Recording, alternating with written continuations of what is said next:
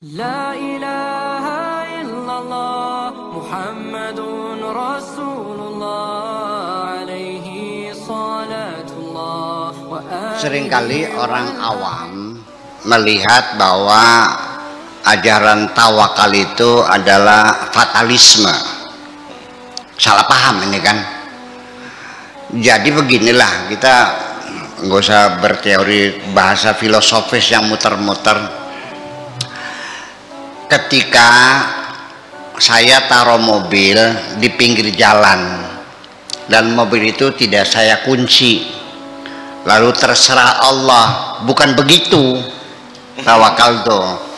Tawakal itu mobilnya ditaruh di garasi, mobilnya dikunci, pintu garasinya dikunci, gerbangnya dikunci, lalu saya tidur terserah Allah, itu baru tawakal. Nah iya, itu semacam itu sehari-hari memang begini. Jadi saya kasih ilustrasi yang lain. Seorang masinis di kereta api listrik itu, dia beranggapan bisa mempercepat laju kereta dan bisa memperlambat dan bisa menghentikan. Ya kan begitu, kata komando sentralnya, kecepatan ditingkatkan 120 km per jam, kira-kira sampai di Gambir jam 12 tepat. Oke bos, diinjak gasnya, kan begitu. Nanti begitu lihat ada persimpangan jalan gitu, pelankan kereta api, lalu lintas belum selesai, pintu penutup belum sempurna, diinjak remnya. Dia mengatakan aku bisa mempercepat kereta api dan bisa memperlambat kereta api, bisa menghentikan kereta api. Tetapi ketika arus listriknya ditarik, dicopot, mati, bisa nggak? Nah disitulah makanya ada orang mengancam saya akan mukuli saya, tiba-tiba kena stroke, saya datang, silakan pukuli saya. Nggak bisa, katanya mau mukul. Iya itu kan dulu, sekarang bisa nggak? Nggak bisa. Jadi lu aslinya bisa nggak? Aslinya kita nggak bisa. Bisa itu dalam imajinasi kita sesungguhnya.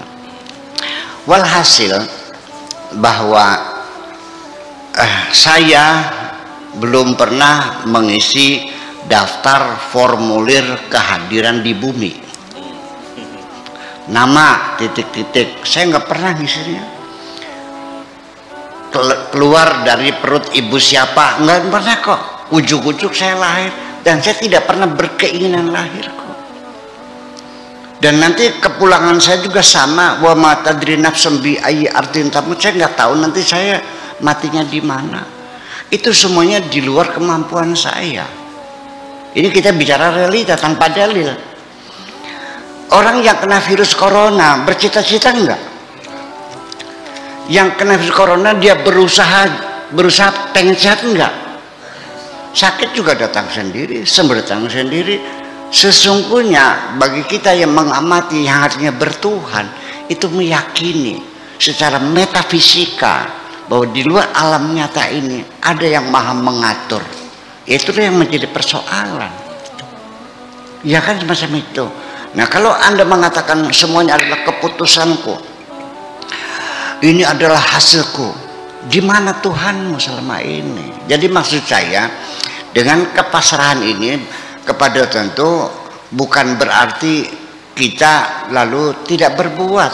Saya mah menikmati kehidupan ini kok, karena saya ditempatkan di bumi ini sementara, tidak untuk selamanya, sangat singkat sekali. Bumi berotasi begitu cepat, ya kan? Pagi siang sore malam, pagi siang sore malam enggak. Ya saya masa iya hidup sementara tidak saya nikmati? Ya saya nikmati dong. Nah nanti bagaimana? Begini, akan beda orang yang telah berserah diri kepada Allah, menerima apapun keputusannya, dengan orang yang selalu menyangkal, selalu komplain, tidak menerimakan keputusannya. Ada dua hal. ketika mobilmu tabrakan, rusak, mobil baru, mobilnya Mercy S600, ya, supirnya langsung dipecat, ya kan begitu. Berbulan-bulan dia merasa, artinya ini kemarahan dia terus berkepanjangan. Nanti anaknya terjatuh juga marah lagi. Nanti istrinya masaknya tidak sedap, marah juga. Nanti ada sehari marah. Semua tersimpan di dalam memori. Ketika kita menolak hal-hal yang tidak kita sukai dan kita komplain, itu malah disimpan ke dalam memori kita. Tetapi ketika kita menerima, ya sudah, barangkali itu nasibku, ya sudah, barangkali rizkiku sampai di situ, ya Allah terima kasih. Mobilnya hilang, ya Allah terima kasih, aku ikhlas ridho, mobil hilang, tinggal saya minta yang baru lagi.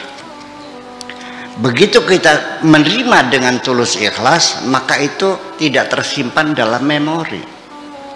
Semakin banyak memori menyimpan kenangan-kenangan, kesan-kesan, peristiwa-peristiwa yang menjengkel dalam memori, lama-lama memorinya membengkak. Akhirnya akan menyentuh emosi. Nah, terjadilah disorder, gangguan emosi. Menjadi pemarah, piring dibanting, pintu dibanting, anak dipukul dan sebagainya. Mulutnya juga keluarnya kasar-kasar. Ya, bisa sampai bipolar juga. Ya, terjadi disorder. Nah, kalau sudah begitu, logika kita menjadi off semuanya. Jadi Anda mau pilih mana? Ini kalau kita melakukan kajian psikologi emosi, bahwa cara menguras memori, ya, kenangan dari memori itu, caranya bukan seperti itu. Ya, sejak awal kita sudah jangan kita simpan. Nah, ini kalau sudah terlalu penuh, ya silakan Anda hubungi psikiater bagaimana dia mereinstall kembali memori Anda. Itu saja persoalannya. Anda pengen hidup nyaman gak sih?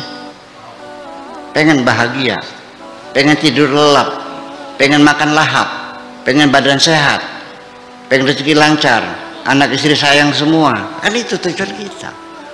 Lalu kenapa kita jadi terganggu semacam itu? Jadi kita mesti banyak belajar. Dan jangan Anda artikan kalau orang tawakal lalu miskin, kata siapa? Orang yang kerjanya rajin, kaya enggak? Ini saya ingin menyampaikan satu ilustrasi. Ada orang kaya, saya cerita biar ini. Dulunya itu kerjanya menggembala kambing kakek saya. Dulu tiba-tiba saya ketemu di Subang, dia sudah jadi orang kaya, sawahnya 80 hektar. Saya tanya, kok bisa ya? Tolong ceritakan bagaimana asalnya, kok dari tukang menggembala kambing kakek saya kok sekarang jadi kaya. Saya kenal dia tuh, dia mengenal diri. Saya ini dulu menggembala kambing kakek kamu. Oh iya, oh sekarang di Subang kaya. Asalnya bagaimana?